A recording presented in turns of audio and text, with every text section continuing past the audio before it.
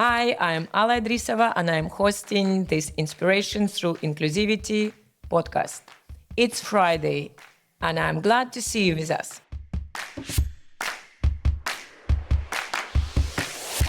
Hi, Sharon. Hey, Could Alla. you please introduce yourself and what you think are important for us to know about you? Yeah, of course. Thank you first for having me.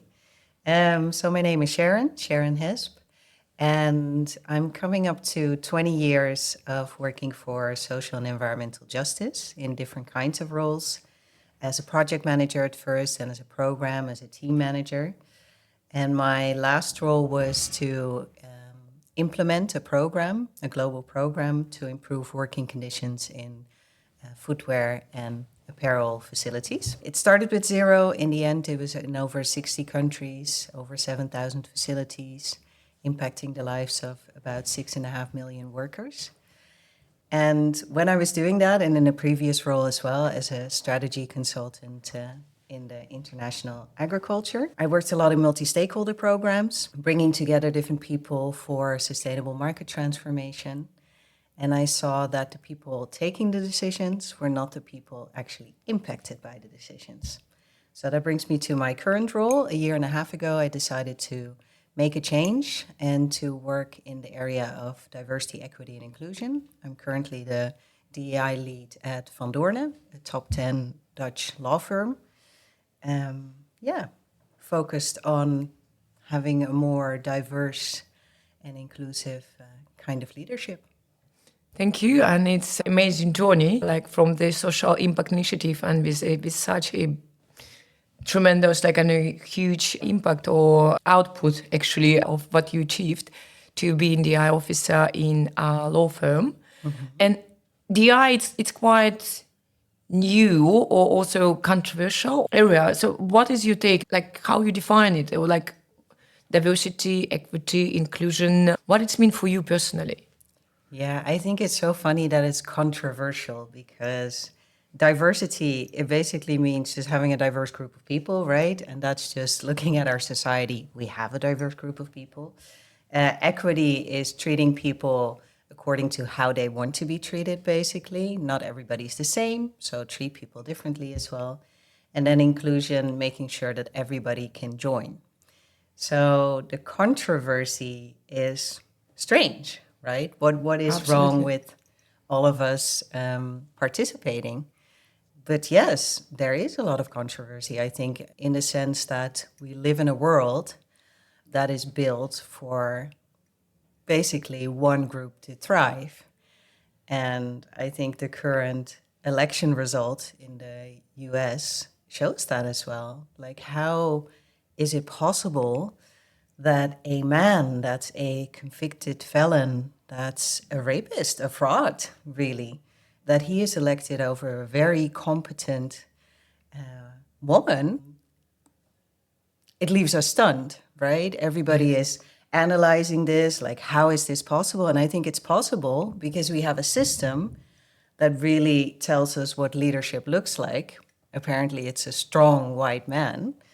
And it's very difficult to divert from that. So I think with diversity, equity, and inclusion, people feel, the people in power feel threatened as well. Like, wait a minute, other people get to say as well. So I think that's the controversy, which shouldn't be a controversy. I can relate to this. And I mean, you mentioned now indeed about American elections, which has been a few days ago. But if we look in our European Union Parliament, it's also compare with the last election, the amount of female also reduced actually in some of the member states. In Netherlands, we are more or less progressive. The amount of female state list at the same level. Yeah, but in many other states, it's actually become less. And as you mentioned, so like it's systematic, something systematic probably that we need to change in the way we lead before we looking into the more, let's say, organizational level. We need to look a little bit more how we operate or how we lead and what democracies, as you've mentioned, how it's streamlined actually. And for you as a DI leader, how do you feel it, how it's affecting you, like for you, like as individual, how you streamlining again that being in this system, being you, Sharon, and leading your organization, like translating all this system into and leading your company DI efforts? Yeah, I think that's a difficult question. And why is it a difficult question? I think, well, first I want to go back. You said like, oh, the Netherlands we're actually doing quite well. Well, I do think we've never, ever in the history of the Netherlands had a prime minister that was female. So you can say, okay, there are quite a few women perhaps in parliament, but when are we satisfied? Is it when it's like, they sometimes say like 30% is the tipping point. Then you get more female leadership. Then women actually have the chance to be themselves. But yes, are we happy with 30%? And in which positions? And again, if no, we haven't ever had a prime minister that was female. Are we okay with having the roles just below? So I think what it is, so you're asking me within my organization, how do I do things? I think you do first have to have a certain level of credibility within the system that we live in.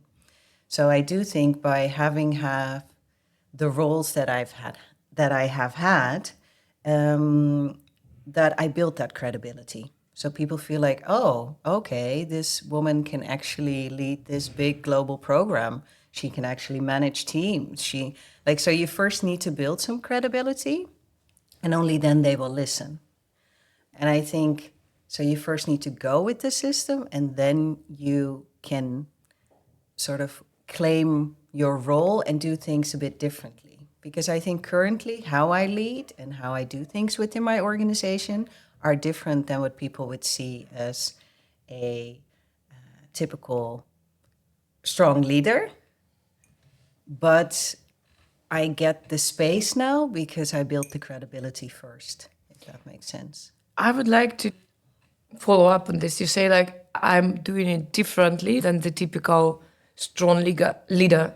Are you referring to your feminine qualities, or like what you're referring to? What do you mean is different? Yeah, I think it's problematic sometimes as well to talk about female qualities or male qualities, but sometimes it's maybe better if we change language so people feel less controversy. So maybe if you talk about yin and yang, for example, like the soft side and the harder side or something, I think both is inside of me. So for example, I'm an avid rock climber. I love rock climbing. Rock climbing is a lot about strength as well, right? But I also include in my climbing, I'm very flexible. I always say I dance on the wall. I climb at a pretty high level. And then in the gym, people would say that to me, like, oh, whoa, when you climb, it's like dancing on the wall. And I could climb a route that's really heavy, and another male climber would go up like, and I just dance up the wall. I do it very lightly. So it's, again, you ask, like, how do you bring your qualities, your female qualities to the table? I think I bring my soft side to the table with really focusing on people. So when I lead a team, I focus like, who is in my team? And what are the strengths of these people? What are the things that they're maybe not so good at? So how do we build a team that has the qualities that we're looking for, that strengthens each other, that can build on each other? So you also need to create a culture, an open culture in which communication is very important, in which not just one set of competencies is valued, but in which you look at a bigger picture. And I think those kinds of things are not really embedded in the current way of working. It's like, we want you to be this. This is the role that you need to fulfill. Be this. These are your KPIs for the end of the year. So you're really turning a person into a machine that needs to deliver, instead of thinking, okay, who is this person? What can they do really well? And how can we build on that so we all have fun together in a way as well? Thank you, Sharon. So could you maybe also share with us, like with your approach to leadership, how your team composition now in Van Doorne looking, and how you actually implementing DI practices within the organization? Yeah, of course. So I think within Van Doorne, I was hired specifically to really advance diversity, equity, and inclusion within the organization. And I'm doing that with a DEI committee that consists of 11 people. With myself, it's 12. And these people are situated in different layers of the organizations, in very different departments. So these are lawyers, they're notaries, fiscalists, but also within, let's say, the business development side, so HR, communication. So these people have day jobs. And the day job is not DEI, but the day job is just really like fulfilling their profession. But they have time available within their role to commit to DEI. And what I always tell them is like what we would like to do, what I would like to do with the committee is to be an example for the rest of the organization in how we want to do things. So what you see, and I don't think my company is an exception to the rule, because again, looking at the system, looking at our capitalist society, we see that knowledge is very much valued. So surgeons, lawyers, they get the best salaries, they're valued the most. But those people are not necessarily the best people managers because the focus is on the knowledge you have, the thing you can do. And I think within the DEI committee, what we want to show is like, how do you actually build a good team that works together collaboratively instead of just someone that you train to be the smartest in the room? Yep. No, let's focus on collaboration, because if we look at today's complex issues related to the environment, related to society, we need to have different minds and different approaches to really come to comprehensive solutions.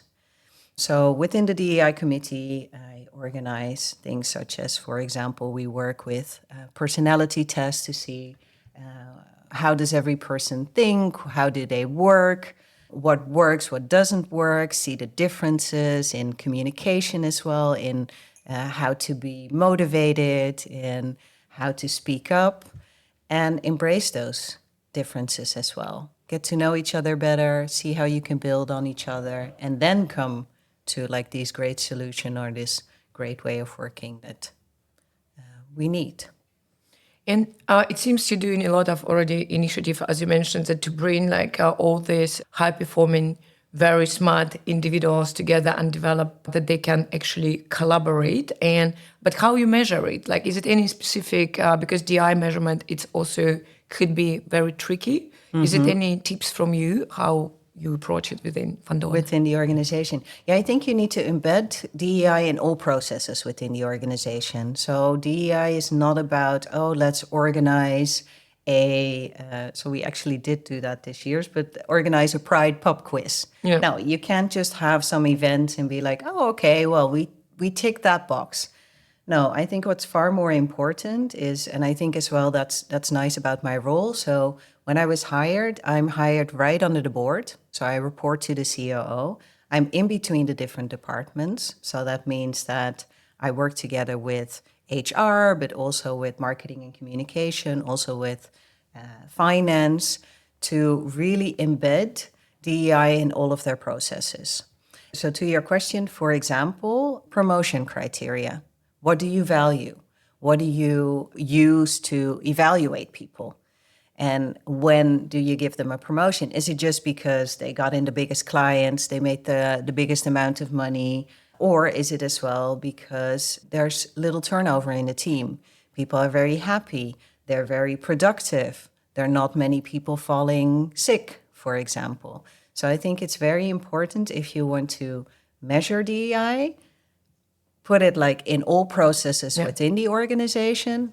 I think a very important one is promotion criteria or other types of evaluation criteria, and measure there what you want to see. So what you want to see, collaboration, people working together in a way that everybody is like happy, or do you want to measure like, how much money am I making here? So it's not necessarily about output, but it's also the process, right? Like how you come into success, maybe to have a good year, but it's also while working and getting there, how actually people feel that there is retention rate, that people not burn out, and that they are coming to the office and they feel heard and understood. And as far understood as well, that you are like having also mandate from leadership and actually like everybody involved into the making it successful, let's say. But I think measuring the processes also means like you're measuring the outcome, right? So you will see a different Yeah. type of leadership. So hopefully, if you change processes, if you change promotion criteria, for example, you will see more women or another like minority groups as well, people of color, like people with Yes. disabilities. You will see that these people climb within the organization because you are promoting a different kind of leadership and it's embedded in all the different processes. So I think in the end, you can see it in the outcomes on that level as well. And doing it, and I think it's important point what you've touched now, like, are you running any programs like within the organization to support individuals to come more to successful outputs? Is there anything that you can share, any success programs that you've been doing lately? Yeah, of course. I think, again, like I said, it's not about individual activities or individual projects. It's far more about thinking, okay, this needs to be embedded in every part of the organization. What is my goal? Yeah. What am I seeing? Well, so, okay, if this is my goal for the organization as a whole, what's my strategy? What do I need? And I think that is very different for each and every organization, depending on the culture that you have, depending on how far along are you in diversity, equity, and inclusion. But I think, again, what's important, embedded in everything. So one thing is the recruitment process. Do you have objective recruitment? Okay, that's like getting the diversity in, but then being inclusive as well. Like, okay, we're getting these people in through our recruitment process, but are we actually valuing the right things? So like I mentioned, promotion criteria, for example, but then also, are we giving people the same opportunities? Equity. So, okay, we have, let's say, specific procedures for people for paternity leave, for, let's say, food in the canteen, that it's appropriate for all sorts of people. Like, so I cannot give you a very Of course. nice, clean answer like, oh, do this and it's all solved. I think you need to look at where do you want to go? What's then the strategy and what are the programs that you then need? But it's all the focus is on promoting the type of leadership you want to see. I like it. I mean, if you will give me just simple answer, we run once per year mentorship program, and then that we're be done. successful. Yes, That would then be I will be also fantastic. raising a little bit eyebrows. I'm thinking like, is it actually we're talking about the same things? And but then so now we discuss a bit like about DI efforts within organization, but of course I think like it's also important to look outside and also look up and also from being yourself from social initiatives area, like as you say that you did before coming to DI and you did a lot of social impact. CSR efforts and DI, are you aligning, are you collaborating with some other external groups, organizations to actually have maybe role models or get some different perspective? Maybe we can share a little bit more about this. Yeah. So again, like we started this podcast saying as well, the type of leadership that we currently see in the world and the outcome of the US elections this week really show us that we live in a world where still a lot needs to change. So a single company alone, it's very hard to go against all of that, right? And I honestly believe that our capitalist economy, like the days are over. It's time for a new system that's not so much focused on individualism, growth, continuous growth, growth, growth. For what? Like we're producing, for example, my previous job in the apparel industry, we're producing so many clothes that sometimes are not even worn and they already end up being trash. Yep. So that system doesn't work anymore. And the type of leadership that's promoted there, that's focused on making a lot of money, on status, on, again, the individual success, that really doesn't work. And I think if you want to change in society, you need groups. You need critical mass that thinks differently and wants to see things differently. So there are other thoughts about what kind of economy can we have. So the circular economy is quite known by quite a few people as well, but you also have like the donut economy. So there are different types of models that you need people to support to be able for other people that are maybe not so aware of our capitalist economy not working to also see this. So it's crucial to work together and it's crucial to be part of networks.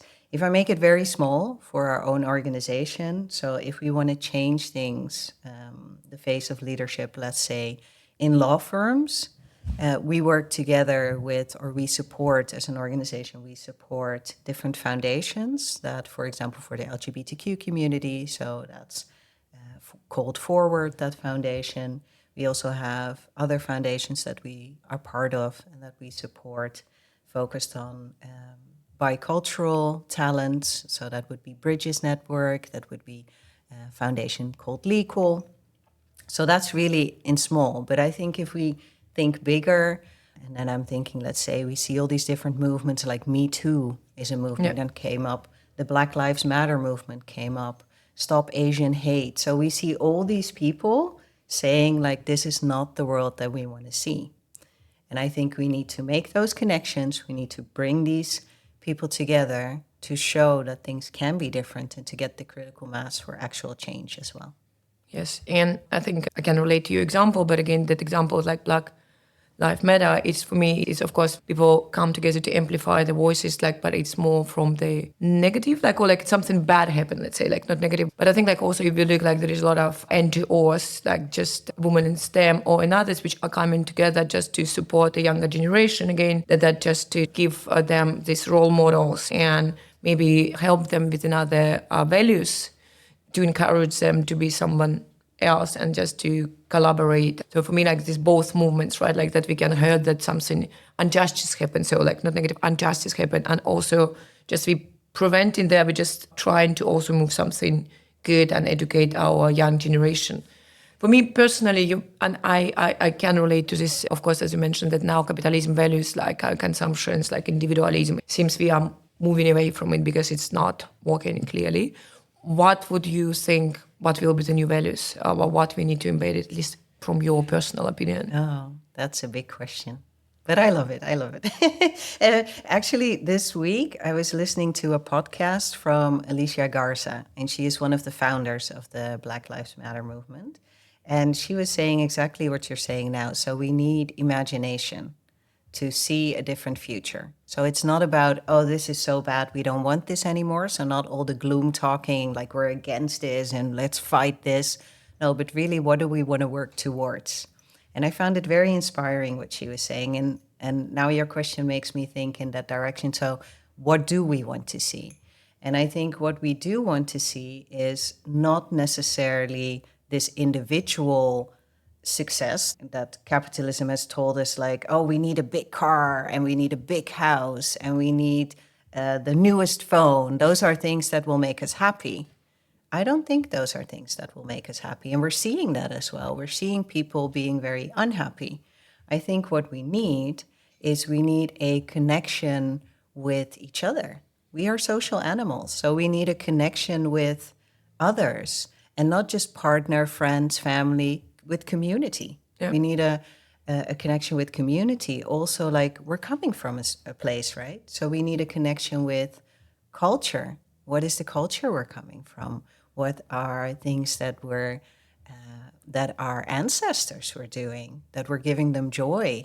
What's the connection we have to the earth? We're so far removed from nature right now. And a lot of people say that, oh, when I need some peace, I go back into nature. I take a long hike and I feel renewed. And then I go back to my life in the city, work like a slave for the capitalist system. You know what I mean? So I think like we need to go back to what actually gives us joy. Yes. What should we actually value and work towards that? So I'm seeing a world in which we're far more connected to nature, far more connected to our community, far more connected to, as well, our ancestors, where we came from. It's part of who we are. So don't think in this individualistic way, like I was born into this world, it's my world. I want to have this Ferrari. I want to have this house. I want to have another house in the south of Europe to have my holiday house. Like we have seen, it doesn't make people happy. So let's go and look at what other values are that do make us happy. Indeed, and I think like it resonates to me because it's, as I mentioned, that we sometimes have these limited beliefs or like I know values which are pushed by society, but we're not often connecting heart and head, and we need to listen more our heart and this also probably will give us these answers, like what values for me personally can drive me through these challenging times. Yeah, you're so right. And what I want to add to this is like the head. Also, that's something of our times. We say that thinking rationally, Yes. making rational decisions, like that is all very valued. Thinking from the heart, oh, then you're too emotional. Yeah. Or then, and I think so we lost touch with what do our bodies tell us? What do we feel? Like sometimes you know this, right? Yes. Like I've had this several times. You're abroad and you want to get into a cab and you feel like, uh-oh, not this cab. Yes, and it's just Don't like do gut feeling you call And it, right? this Like, gut yeah. feeling, and I am absolutely sure, like, because when I ignored it, Yeah. things would go wrong as well. You feel like, you see, my gut feeling told Yeah. me this, but I was told to listen to my head. Yes. And my head said, no, this is all fine, go ahead. Yes. And then my gut was right. Yes. So I think exactly like you're saying, we shouldn't be thinking, just No. think with your head. No, think with your heart. Your heart tells you much truer things. And maybe last thing, which I wanted, like 2 questions to ask about for me personally, like volunteerism. You know, we're speaking now, like, I mean, that we come into the movements as it's a bit Generation Z. I don't know, generation or not. Sharing economy. You know, people don't like to own things. More and more volunteering. But how true is that from your perspective? I noticed that women volunteer more than men. And again, you don't like to put this, I know, gender, yin, yang. No, but this is true. Yeah. In fact, why, like, from your perspective, why do you think this is true, actually? Yeah. I'm going to go back to, like, I keep on saying this, but, like, our capitalist economy is built a certain way. So we say, this type of work, we're going to pay for it because it's leading to more production. It's leading to growth. It's like what we want to see within a capitalist economy. This kind of work is volunteer work because it doesn't immediately lead to a growth in production or you can't immediately calculate rationally, like, oh, this gives me money. So for me, volunteer work, it's work, period. And it's work that, like you were just saying, I really like that aligns with values of people. Like, it's their values that tell them, like, this is the kind of work that I want to do. I don't even, like, okay, it's not paid, but this is aligned with my values and I want to do this. Yeah. And I do find it interesting that the most high-paid jobs in our current capitalist economy are jobs that people would never do voluntarily because it doesn't align with their values. So I think that gives us food for thought, right? Because so the same thing is that they say women work less. Women don't work less. Usually women work more. It's just unpaid labor because it's still the majority of the work in the house is done by women. And it's done because the man is working so hard and making all this money, he doesn't have time for it. And I'm making things very black and white, and the world is not black and white. But still, yes, if you look at the numbers, women are doing the unpaid labor and men are doing the paid labor. Yeah. So you're absolutely right. But for me, it's not volunteer work, it's actual work. It's, for example, fulfillment. looking after the elderly. Yes. Like looking after your parents when they get older. Yeah. Is that not work? If we put them in a house, let's say a house for the elderly, and we continue working and we don't look after them, but a nurse does in this nursing home, then it is work. Yes. So you know what I mean? So it's unpaid work. I don't think we should call it volunteer work. I think we should call it's unpaid work. And it's, as you mentioned, give you fulfillment. So it's aligned with values. So that's why people do it. But it also, for me, again, it shows very clearly we need a different type of economy because it's unpaid, but it's work. Last question. I know we're now in November. Yeah. And it's almost the end of the year, and a lot of people are making the New Year resolutions. I don't know for you're doing it or not, but what is your, as the professional, next year resolution personally, and also for your role within Van Doorne? I think, well, for next year I can do it. In general, I say when people ask you, like, what do you want to do in 5 years or what in 10 years? I'm like, I don't know. I let the world take me as well. I want to be open to wherever I'm taken. But for next year, okay, I can think about it. For next year, I think maybe to strengthen further, because it's hard in a system that tells you to think a certain way, to move a certain way, to do a certain way, a world that tells you this is success. So yeah, if you have a drive, if you want to be successful, you're like, okay, I should do that then. So to be different, I think it requires daily work. And I find a lot of inspiration for that in the queer community. I am queer. And for me, queer translates as well to looking at our heteronormative society and questioning everything. Like, why does a man have that role? Why does a woman have that role? Why do we call that female? Why do we call that male? So for me, like, again, going to different events from the community, meeting with people from the community, getting inspiration from people from the community. I think I want to continue doing that to strengthen as well for myself, my type of leadership, my way of bringing things in the world. So also that can be within my company, within my group of friends, within my family, within the larger community. Thank you. It's beautiful. Thank you. Great that you stay with us till the end. If you enjoyed our conversations, please subscribe. And I hope that you had enough inspirations and learnings to reflect over weekend.